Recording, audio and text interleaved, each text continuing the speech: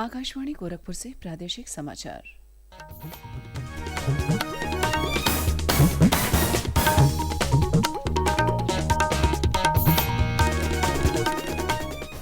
नमस्कार। समाचार बुलेटिन के साथ में शिवानी अरोरा। पहले मुख्य समाचार।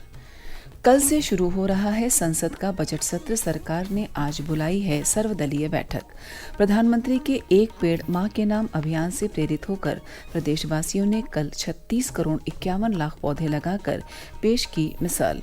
मुख्यमंत्री ने किसानों से खेत की मेड़ों पर पौधे लगाने की अपील की। नीट पेपर लीक मामले में सीबीआई ने 3 और लोगों को किया गिरफ्तार।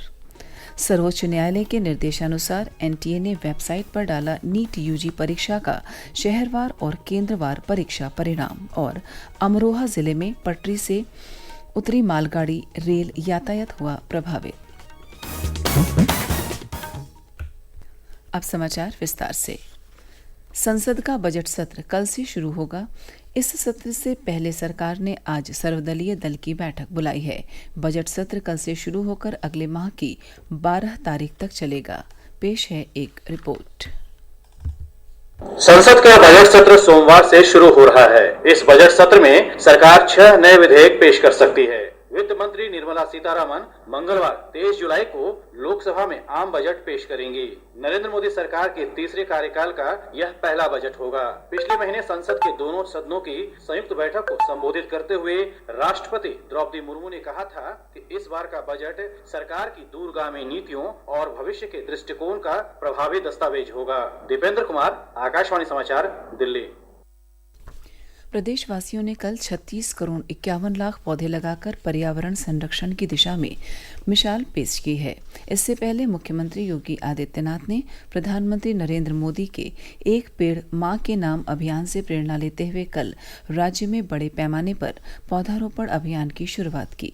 इस अभियान के तहत एक दिन में 36 करोड़ 50 लाख पौधे लगाने का लक्ष्य रखा गया था। मुख्यमंत्री योगी आदित्यनाथ ने लखनऊ के अकबरनगर में पौधारोपण किया। उन्होंने पर्यावरण संरक्षण में उत्कृष्ट योगदान दे रहे 10 पर्यावरण प्रेमी किसानों को पुरस्कार देकर सम्मानित किया।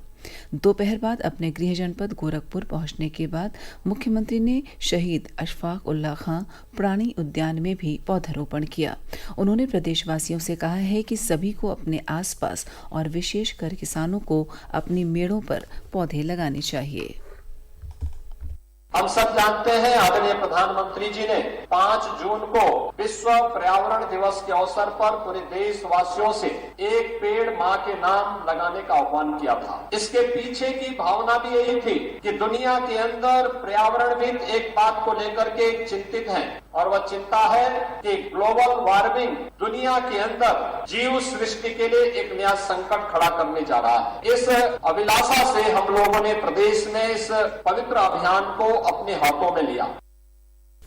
मुख्यमंत्री ने कहा कि उत्तर प्रदेश सरकार के प्रयासों से वैश्विक संस्थाएं कार्बन क्रेडिट के लिए उत्तर प्रदेश को 200 करोड़ रुपए का अनुदान दे रही हैं। यह राशि किसान कल्याण पर खर्च की जाएगी। प्रदेश में इस समय 12 जिले बाढ़ से प्रभावित हैं। इन सभी जिलों में राहत और बचाव कार्य जारी है। राहत आयुक्त कार्यालय के अनुसार लखीमपुर खीरी, कुशीनगर, शाहजहांपुर, सिद्धार्थनगर, बलिया, गोरखपुर, उन्नाव, बस्ती, हरदोई, अयोध्या, बदायूं और बहराइच के 36 तहसीलों के 775 गांव बाढ़ के प्रभाव में हैं। इन गांवों की 5,62,513 लोगों की आबादी को हर संभव सहायता मुहैया कराई जा रही है। इस बीच प्रदेश में 3 नदियां अभी भी खतरे के निशान से ऊपर बह रही हैं। गोरखपुर में बर्ड घाट पर राप्ती नदी, सिद्धार्थनगर के ककरही में बूढ़ी राप्ती नदी और गोंडा के चंद्रदीप घाट पर क्वानो नदी का जलस्तर खतरे के निशान से ऊपर बना हुआ है। उधर प्रदेश सरकार ने बाढ़ प्रभावित परिवारों को सहायता देने, कृषि निवेश और अनुदान समेत अन्य राहत कार्यों के लिए अति संवेदनशील और संवेदनशील 40 जिलों को 120 करोड़ की धनराशि जारी की है। मुख्यमंत्री आदित्यनाथ ने बाढ़ से ज्यादा प्रभावित जिलों को 5-5 करोड़ रुपए जबकि सामान्य प्रभावित जिलों को 1-1 करोड़ की धनराशि आवंटित की है। बांग्लादेश में आरक्षण विरोधी प्रदर्शनकारियों और सुरक्षा बलों के बीच झड़पों के परिणाम स्वरूप 300 से अधिक भारतीय विद्यार्थी स्वदेश लौट आए हैं। इन विद्यार्थियों में ज्यादातर उत्तर प्रदेश के हैं। इंटरनेट सेवा लगभग पूरी तरह ठप्प होने और टेलीफोन सेवाओं पर अधिक असर पड़ने के कारण भारतीय विद्यार्थियों का अपने परिवारों से संपर्क नहीं हो पा रहा था, इसलिए वे अस्थायी तौर पर बांग्लादेश से लौटने पर मजबूर हुए। विदेश राज्य मंत्री कीर्तिवर्धन सिंह ने कहा है कि भारतीय नागरिकों की सुरक्षा हमारी सर्वोच्च प्राथमिकता है। प्रादेशिक समाचार आप आकाशवाणी गोरखपुर से सुन रहे हैं। यह समाचार बुलेटिन हमारे YouTube channel AIR news Gorakhpur और एक्स हैंडल AIR न्यूज़_GKP पर भी उपलब्ध है। केंद्रीय अन्वेषण ब्यूरो CBI ने राष्ट्रीय पात्रता प्रवेश परीक्षा नीट पेपर लीक मामले में 3 और लोगों को गिरफ्तार किया है। गिरफ्तार किए गए 2 व्यक्ति राजस्थान के भरतपुर चिकित्सा महाविद्यालय के विद्यार्थी हैं। उधर राष्ट्रीय परीक्षा एजेंसी NTA ने मेडिकल प्रवेश परीक्षा नीट UG का शहरवार और केंद्रवार परिणाम अपनी वेबसाइट पर अपलोड कर दिया है। NTA ने सर्वोच्च न्यायालय के निर्देश के बाद परिणाम वेबसाइट पर डाले हैं। परिणाम NTA की वेबसाइट neet.ntaonline.in पर उपलब्ध है। एक अन्य घटनाक्रम में रांची के राजेंद्र आयुर्विज्ञान संस्थान प्रबंधन ने नीट UG प्रवेश परीक्षा पेपर लीक मामले में संलिप्त होने के कारण MBBS द्वितीय वर्ष की छात्रा को निलंबित कर जांच के लिए 5 सदस्यीय समिति गठित किया है।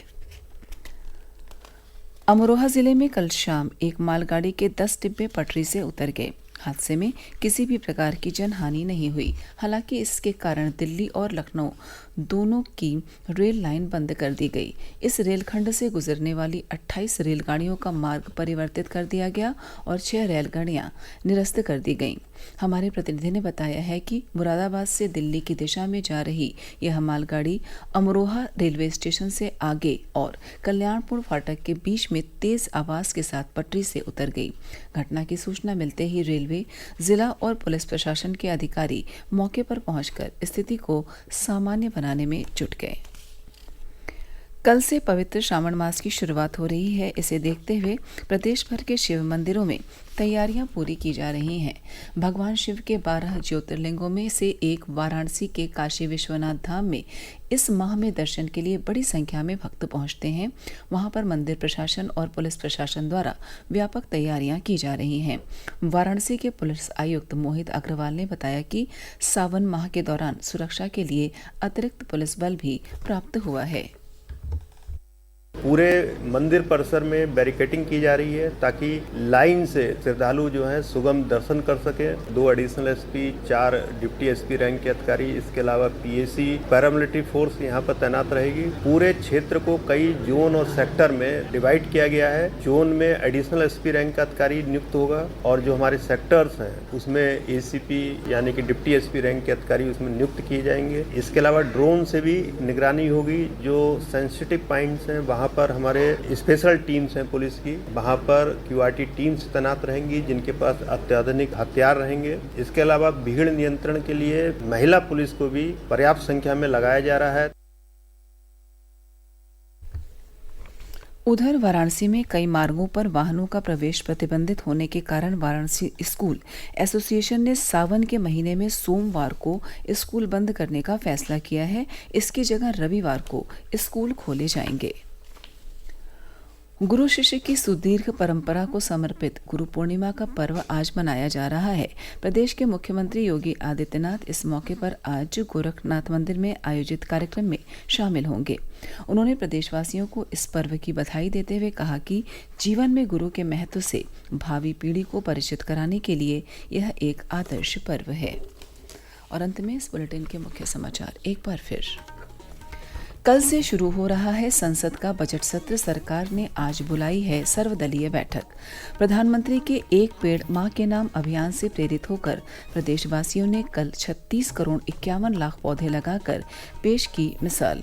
मुख्यमंत्री ने किसानों से खेत की मेड़ों पर पौधे लगाने की अपील की। नीट पेपर लीक मामले में CBI ने 3 और लोगों को किया गिरफ्तार।